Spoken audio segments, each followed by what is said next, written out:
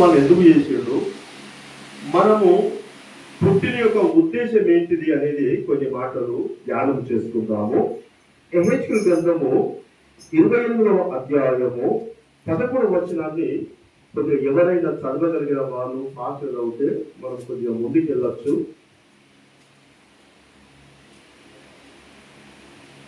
Page number 711,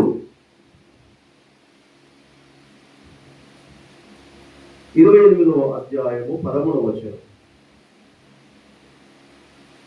దేవునికి స్తోత్రములు.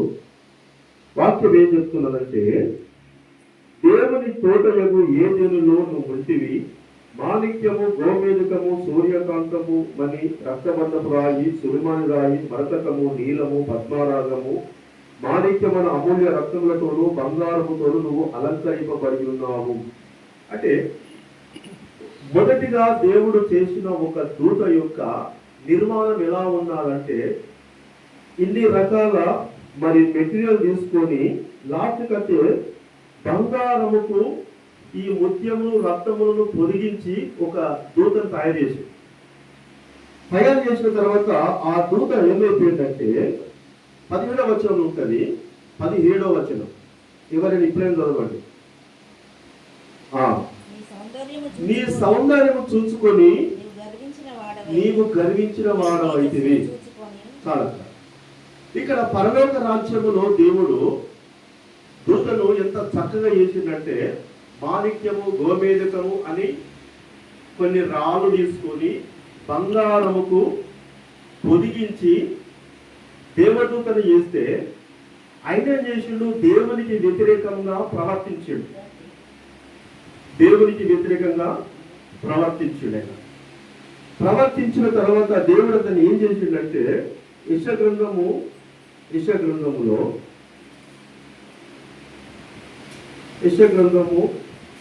12వ అధ్యాయము 12వ అధ్యాయంలో మనం ఒక మాట ధ్యానం చేస్తున్నాము. 14వ వచనము ఎవరైనా చదవగలిగితే చదవండి.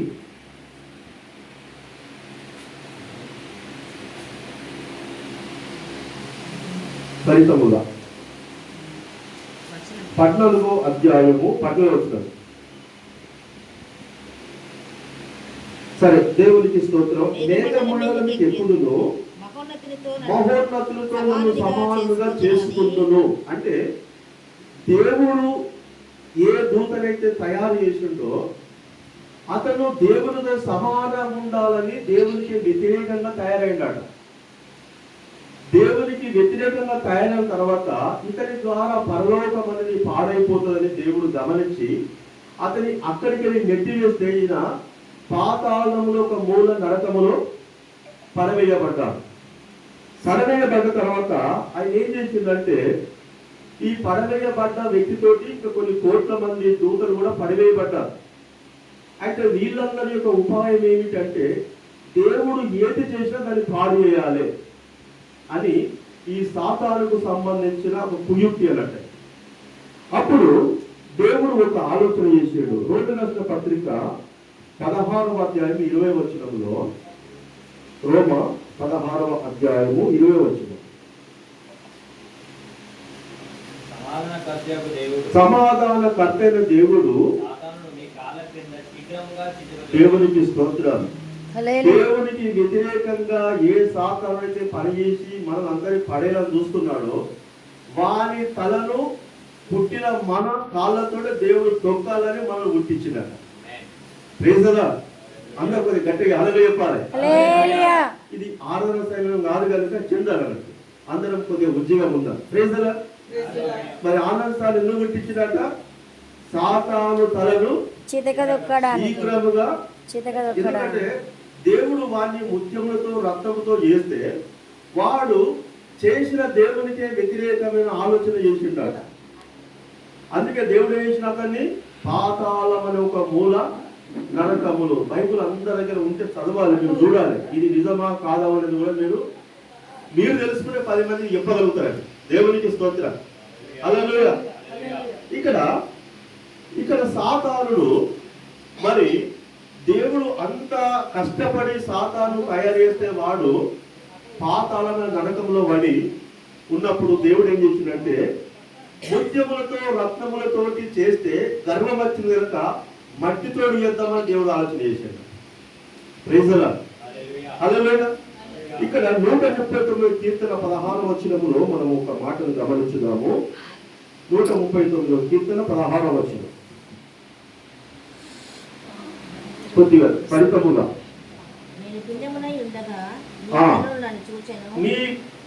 నీవు మనసు నేను పిండమునై ఉండగా నీ కన్ను నన్ను చూచెను.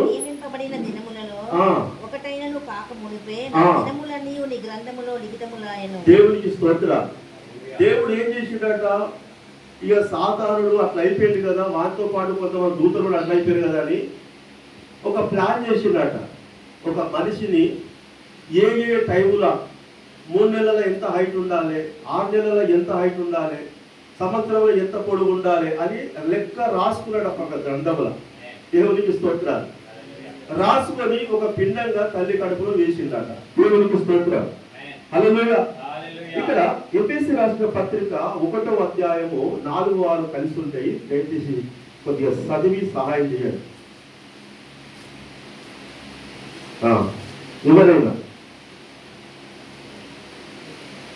ఎఫెసీ రాసిన పత్రిక 1వ అధ్యాయము 4-6 వచనాలు మనము చదువుదాం.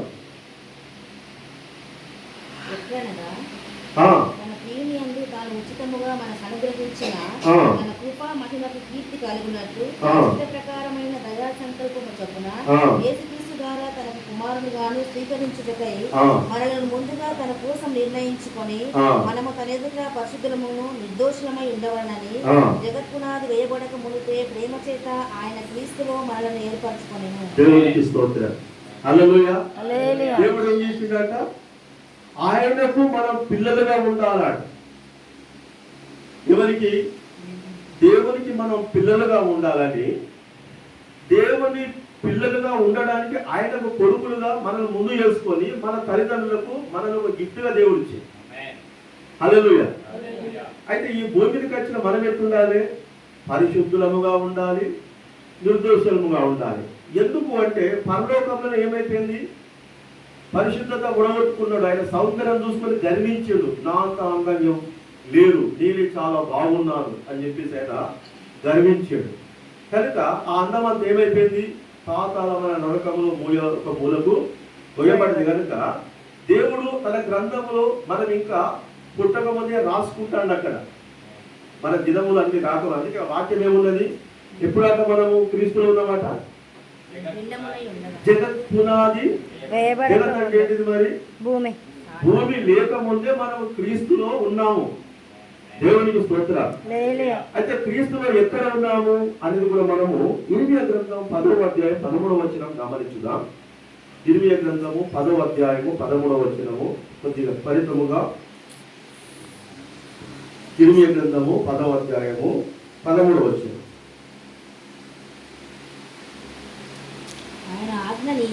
ఆయన ఆజ్ఞయగా ఆకాశములో మండలములో పుట్టును. అవును. భూమంత భాగములో నుండి ఆయన ఆవిరి ఎక్కజేయును. వర్షము కలుగునట్లుగా ఆయన మెరుపులు పుట్టించును. అవును. తన ఘనధారములో నుండి గాలిని రావించును. చూడండి, ఇక్కడ తన ధనాగారములో నుండి గాలిని రావిస్తున్నాడు.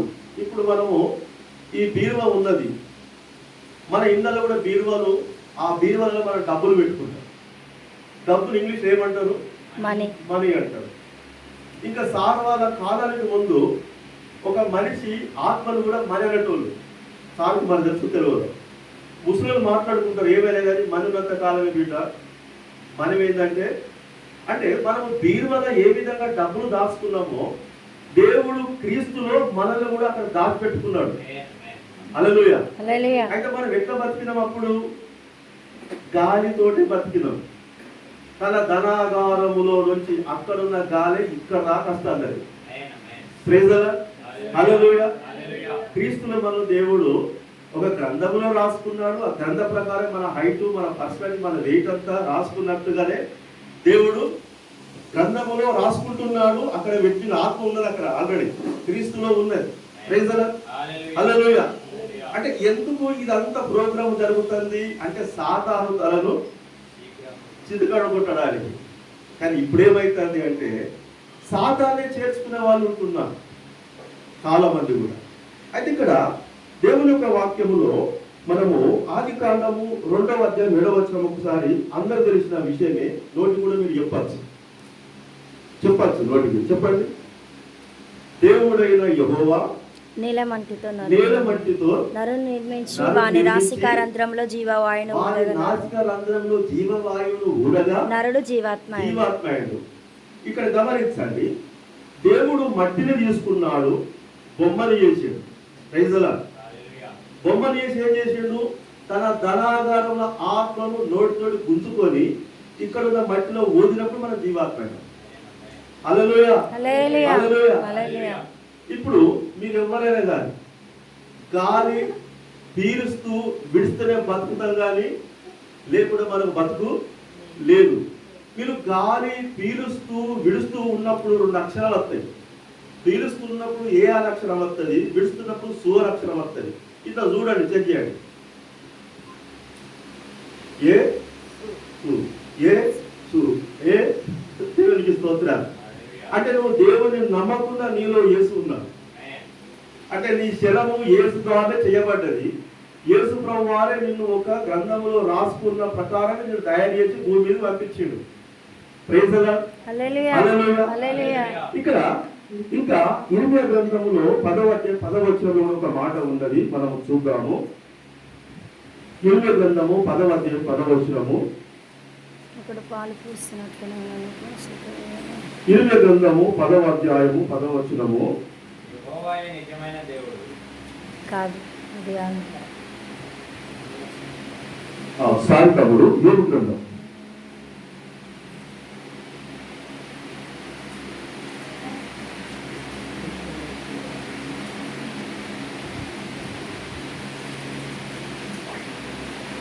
యోబు గ్రంథము 10వ అధ్యాయం 10వ వచనము. కొద్దిగా త్వరగా సహకరించండి.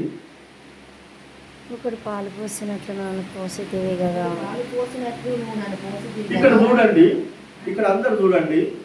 మీరు ఎంతమంది ఛాయ్ తాగుతారో నాకు తెలియదు, కానీ తెల్లారగా మన ఇళ్ళకు పాలు వస్తాడు కదా, వారి పాత్ర నుంచి మన పాత్రలకు ఎట్లా పాలు వస్తాడో దేవుడు తన ధనాధారముల ఆత్మను మన శరీరములో అట్లా పోసిండట.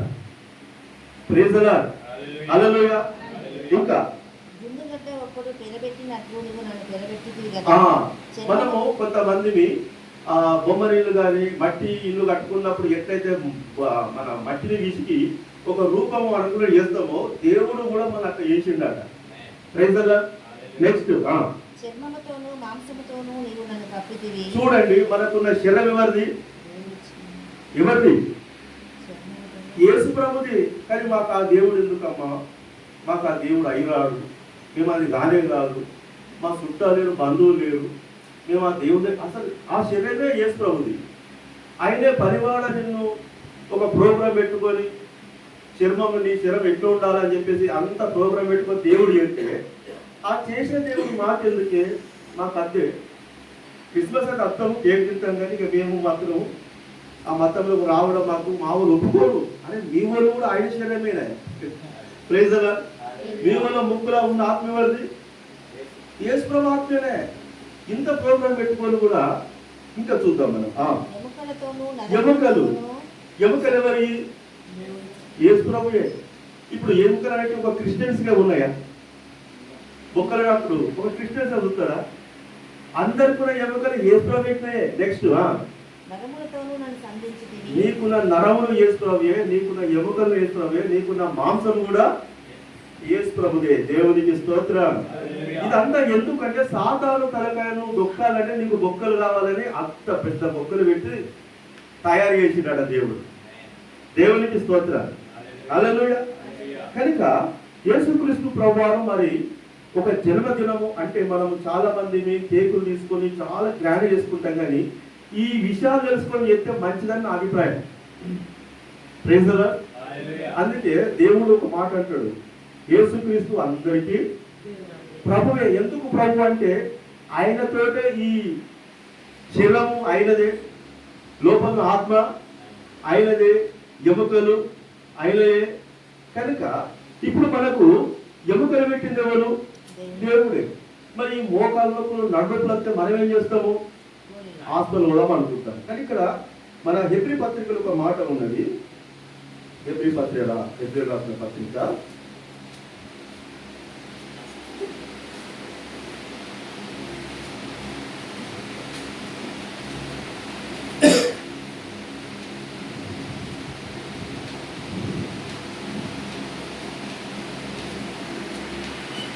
4వ పత్రిక 4వ అధ్యాయం 12వ వచనం చదవండి. చివరి మాట మనము ఎందుకనగా చదవండి. దేవుని వాక్యము సజీవమై బలము గలదై. ఇప్పుడు మనకు బలము కావాలంటే గనక తినుడు డాక్టర్ చెప్తాడు కదా, నువ్వు మంచిగా ఉండాలంటే ఏం చేయాలమ్మా? అన్నం మానేసి గడక తినంట అంట. అంటే నీకున్న ఈ శరీరం మంచిగా ఉండాలంటే దేవుని వాక్యమే కావాలి. ఈ దేవుని వాక్యం ఎలాంటిదట? సజీవమైనది. నీకు బలము కావాలంటే ఆపిల్ పండ్లు, రాక్షస పండ్లు ఉంటారు, దాని అంటారు డ్రాగన్ ఫ్రూట్స్ అంటారు. ఆ ఫ్రూట్స్ ఇక్కడ రాదు. దేవుని యొక్క వాక్యమే బలమైనది. ఆ దేవుడు పెట్టిన ఆ ఎముకలకు ఈ వాక్యం వింటేనే ఆ ఎముకలకు బలం వస్తుంది. అంతేగా నువ్వు గడక తిని అంబదాయినా కానీ కొద్ది మట్టుకు ప్రయోజనం ప్రైజల కనుక మరి దేవుడు మనల్ని తయారు చేసిండు కనపడితే కనుక ఇక్కడ చివరి మాట చెప్పినది ముగిస్తాను. ఇక్కడ ప్రసంగి గ్రంథంలో ఒక మాట ఉంటుంది 12వ అధ్యాయంలో.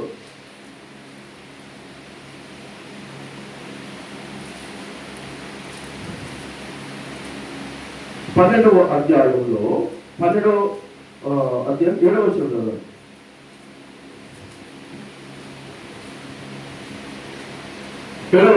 ఎవరైనా త్వరగా పేజీ నంబర్ 562.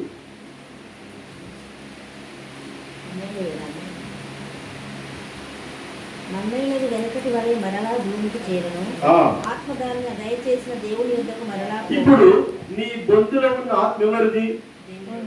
యేసు ప్రభుదే. నువ్వు మొస పీలిస్తే ఇడిస్తే వచ్చే అక్షరాలు సాక్ష్యం ఇస్తాను.